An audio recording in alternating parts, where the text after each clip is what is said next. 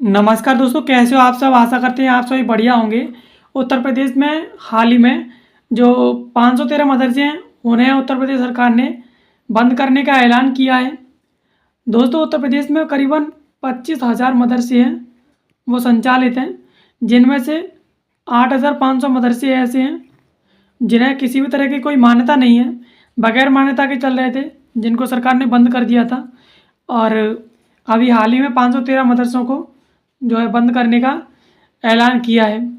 तो वजह क्या थी और इसके बारे में डिटेल से जान लेते हैं। वीडियो में अंत तक बने रहिएगा। सबसे पहले समझ लेते हैं न्यूज़ चर्चा में क्यों है। तो उत्तर प्रदेश में मदरसा शिक्षा परिषद की तरफ से मान्यता प्राप्त 513 जो मदरसे हैं उन पर ताला लगा दिया गया है। इन मदरसों ने राज्य सरकार को मदरसा की जो मान्यता है उनके छोड़ने की अर्जी दी थी, जिसे कैबिनेट के द्वारा हरी झंडी दिखा दी गई है।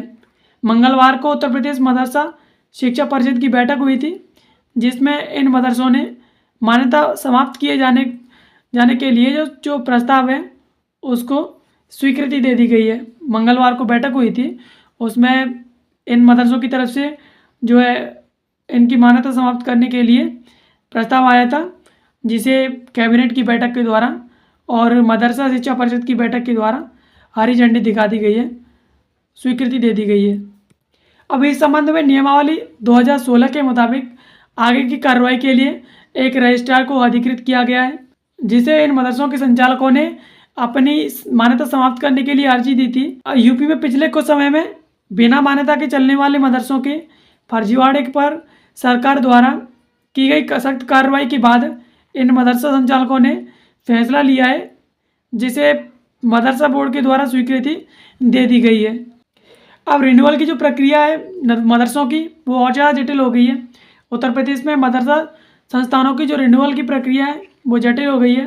अब मदरसा के जो छात्र हैं उनको पढ़ाने वाले शिक्षकों की जानकारी के साथ ही रिन्यूअल के लिए आवेदन करना होगा, और इसमें संस्थान के पास छात्रों की संख्या और कमरों की संख्या और इंफ्रास्ट्रक्चर के जानकारी भी इसमें देनी होगी। और इससे पहले मदरसों की मान्यता के लिए जो आवेदन था वो जिला अल्पसंख्यक कल्याण अधिकारी के पास आवेदन किया जाता था, उसके बाद रिन्यूअल मिलता था और वहीं से इन मदरसों को मान्यता मिलती थी और रिन्यूअल भी वहीं से मिलता था।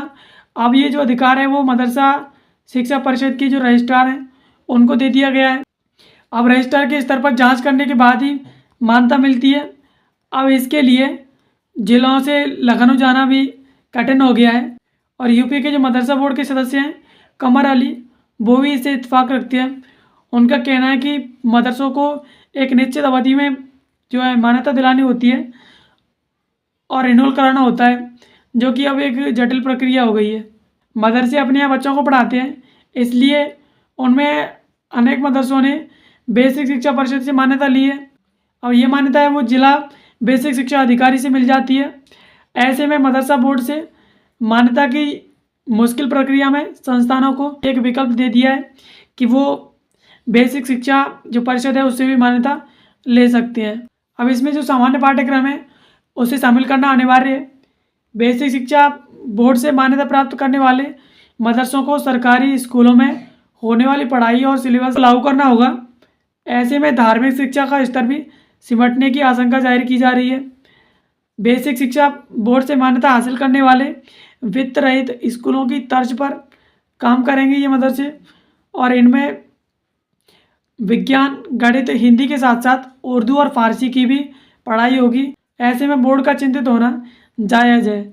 प्रदेश में करीबन 25,000 मदरसे चल रहे हैं। इनमें से लगभग 16,500 मदरसों ने राज्य मदरसा शिक्षा परिषद से मान्यता ली है। वहीं 560 मदरसे ऐसे हैं जिन्होंने सरकारी अनुदान से मान्यता ली है, और करीबन 8,500 मदरसे ऐसे हैं जो गैर मान्यता प्राप्त हैं, उन्होंने कहीं से भी मान्यता नहीं ली है और संचालित हो रहे हैं। और इस प्रकार की स्थिति को ध्यान में रखते हुए मदरसा शिक्षा परिषद ने मान्यता से संबंधित जो प्रक्रिया है उसे ऑनलाइन करने का जो प्रस्ताव है वो सरकार से किया है, सरकार के सामने प्रस्ताव रखा है। सरकारी मान्यता प्राप्त मदरसों को मॉडल के रूप में पेश करने की तैयारी है। मदरसों के जो कर्मचारी हैं उनकी शिकायत जिला अल्पसंख्यक कल्याण पदाधिकारी के स्तर पर किए जाने की मंजूरी दे दी गई है। अब इससे उम्मीद की जा रही है कि मदरसों की जो समस्याएं हैं उनको दूर करने में कामयाबी जो है इससे मिलेगी। मदरसा शिक्षा परिषद से मान्यता प्राप्त 16,513 मदरसों का संचालन हो रहा है। ऐसे में 8,449 बिना मान्यता प्राप्त मदरसे चल रहे हैं, जिन्हें जांच के बाद बंद करा दिया गया था। और यहाँ पर बच्चों को बेसिक शिक्षा स्कूलों में प्रवेश के आदेश दिए गए थे। और यही नहीं, 2021 में मदरसों को केंद्र सरकार की ओर से जो मिलने वाला बजट है वो भी बंद हो गया है, जिससे मदरसों के सामने वित्तीय संकट जो है खड़ा हो गया है। तो दोस्तों, इस वीडियो के जरिए हमने जाना कि किस तरह से प्रदेश में अवैध मदरसे संचालित हैं, और उनके साथ साथ कुछ मदरसे ऐसे हैं जिन्होंने सरकारी अनुदान से मान्यता ली थी।